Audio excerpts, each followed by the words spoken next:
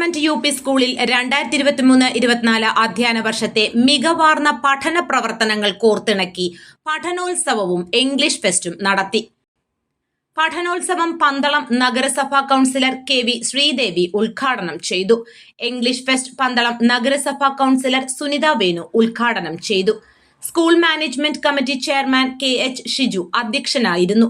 SMC vice chairman K G. Sasidharan, പ്രധാന അധ്യാപിക ജിജി റാണി, അധ്യാപകരായ വിഭു നാരായണൻ, നിഷ എസ് റഹ്മാൻ, വീണ ഗോപിനാഥ് എന്നിവർ സംസാരിച്ചു.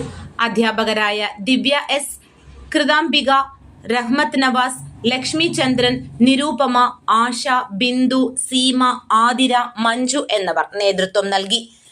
ആക്ഷൻ സോങ്, ഹിന്ദി, ഇംഗ്ലീഷ്, അറബി, സംസ്കൃതം സ്കിറ്റുകൾ, കവിത, നാടൻപാട്ട്, സാമൂഹ്യശാസ്ത്ര സ്കിറ്റ് തുടങ്ങി നിരവധി പരിപാടികൾ സംഘടിപ്പിച്ചു.